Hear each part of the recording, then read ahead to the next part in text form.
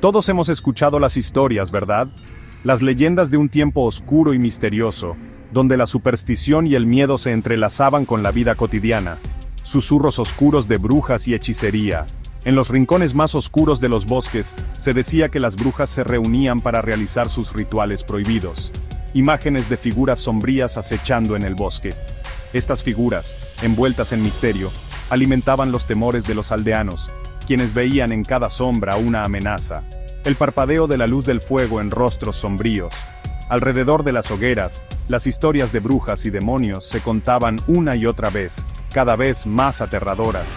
Estos son los ecos inquietantes del Salem de 1692, un tiempo y lugar donde reinaba el miedo y la oscuridad dominaba. La paranoia se extendía como un incendio incontrolable. Todo ocurrió en un pequeño pueblo de Massachusetts, un lugar aparentemente tranquilo, pero donde las tensiones y los miedos latentes estaban a punto de estallar. Lo que comenzó con un comportamiento extraño, se convirtió en un torbellino de acusaciones, juicios y ejecuciones. Las salas de juicio se llenaron de gritos y llantos, mientras la justicia se torcía bajo el peso del miedo. 20 almas inocentes encontraron un final sombrío a manos de sus propios vecinos. ¿Cómo pudo pasar esto? La histeria colectiva y la caza de brujas llevaron a la tragedia. Tomemos nuestras linternas y viajemos al pasado para desentrañar el misterio. Acompáñenme en este viaje a través del tiempo, donde cada paso nos acercará más a la verdad. No se preocupen, estaré aquí con ustedes. Juntos exploraremos los eventos que llevaron a uno de los episodios más oscuros de la historia americana. Pero cuidado, las cosas están a punto de ponerse espeluznantes. Mantengan sus linternas cerca y sus mentes abiertas, porque lo que descubriremos puede cambiar nuestra comprensión de la historia para siempre. Imagínense esto. Es 1692. La vida en Salem Village es dura. Los inviernos son brutales. La gente trabaja duro desde el amanecer hasta el atardecer, pero la vida es simple, o eso creían. Verán, la gente de entonces era profundamente religiosa. Creían en Dios, pero también creían en el diablo. Y creían que caminaba entre ellos, disfrazado en forma humana. La superstición era una parte tan importante de la vida como batir la mantequilla y reparar las cercas. La gente susurraba sobre maldiciones y hechizos. Los eventos inexplicables eran vistos como obra del diablo. Era un mundo envuelto en el miedo a lo desconocido, un miedo que pronto los consumiría. Todo comenzó con un grupo de chicas jóvenes. Comenzaron a exhibir comportamientos extraños e inquietantes. Tenían ataques, contorsionaban sus cuerpos y gritaban incontrolablemente. El médico del pueblo estaba desconcertado. No pudo encontrar ninguna explicación médica para sus dolencias. Recuerden, esta era una época en la que la ciencia aún estaba en su infancia. La gente no entendía cosas como las enfermedades mentales o los trastornos neurológicos. Entonces, en ausencia de una explicación racional, recurrieron a lo sobrenatural. Los aldeanos susurraban que las chicas estaban embrujadas. ¿Pero por quién? La búsqueda de un chivo expiatorio estaba a punto de comenzar. Y créanme, las cosas estaban a punto de complicarse. Ahora, ¿cómo se identifica a una bruja en 1692? En una época donde la superstición y el miedo a lo desconocido dominaban, las comunidades coloniales desarrollaron métodos peculiares y aterradores para identificar a las supuestas brujas. Bueno, tenían algunos métodos interesantes, por decirlo menos. Estos métodos no solo eran extraños, sino que también reflejaban la desesperación y la paranoia de la época. Uno implicaba buscar la marca del diablo. Este era un signo físico que se creía que las brujas llevaban como prueba de su pacto con el diablo. Se creía que era una mancha o marca en el cuerpo que era insensible al dolor. Los examinadores usaban agujas y cuchillos para pinchar estas marcas, observando si la acusada mostraba alguna reacción. Las brujas acusadas eran desnudadas y sus cuerpos eran examinados en busca de cualquier marca inusual. Este proceso era humillante y doloroso, y muchas veces las marcas eran simples verrugas o cicatrices. Otra prueba extraña era la prueba del pastel de orina. Sí, escucharon bien. Este método involucraba la superstición de que los fluidos corporales podían revelar la verdad. Mezclaban la orina del acusado con harina de centeno y cenizas para hornear un pastel. Este pastel no era para comer, sino para un propósito mucho más siniestro. Si el pastel se le daba de comer a un perro y el perro se enfermaba, se consideraba evidencia de brujería. La lógica detrás de esto era que el perro, al consumir el pastel, revelaría la culpabilidad del acusado. Suena ridículo ahora, pero en aquel entonces, estas pruebas se tomaban muy en serio. La gente vivía con un miedo constante a lo sobrenatural, y estas pruebas eran su manera de intentar controlar lo incontrolable. Sección 5. Susurros, acusaciones y confesiones. El miedo y la sospecha se extendieron por Salem como la pólvora.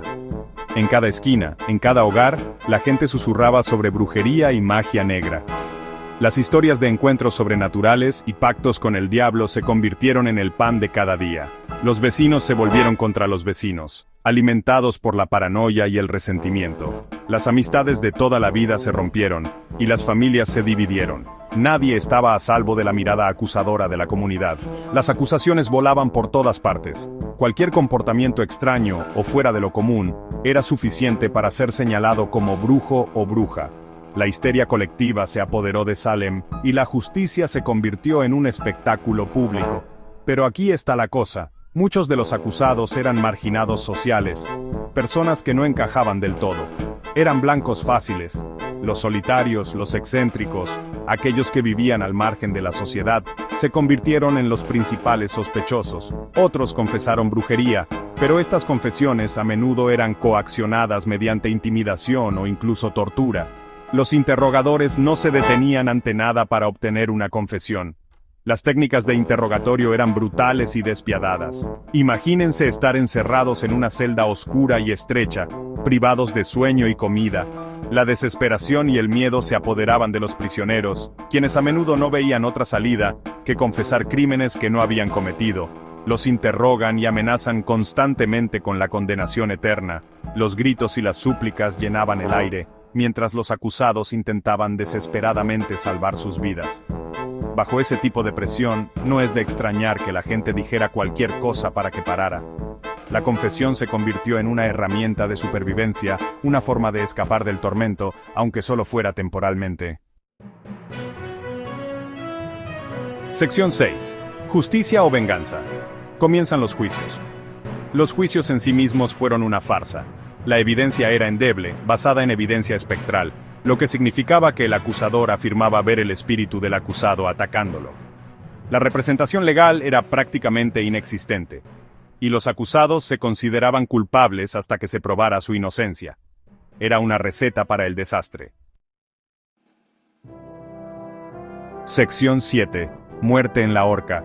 Las consecuencias de estos juicios fueron devastadoras.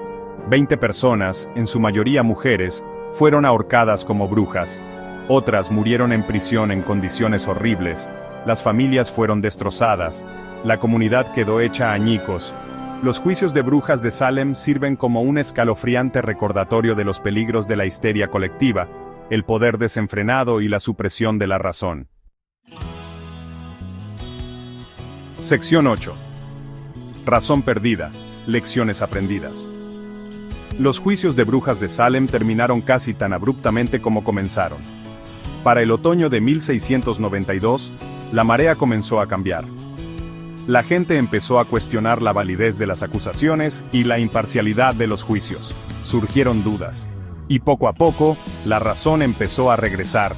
Los juicios fueron finalmente declarados ilegales. Los acusados fueron absueltos de todos los cargos. Pero las cicatrices de ese capítulo oscuro en la historia de Estados Unidos persistirían por generaciones. Sección 9. Ecos de Salem en el mundo moderno. Entonces, ¿qué podemos aprender de este trágico episodio? Los juicios de brujas de Salem son un claro recordatorio de los peligros del miedo, la superstición y el abuso de poder. Nos enseñan la importancia del pensamiento crítico, el debido proceso y la presunción de inocencia. Lo más importante es que nos recuerdan que debemos tratarnos unos a otros con empatía y comprensión, incluso cuando nos enfrentamos a lo desconocido, porque en el momento en que dejamos que el miedo dicte nuestras acciones, nos arriesgamos a repetir los errores del pasado. Y créanme, ese es un viaje en el tiempo que no queremos experimentar.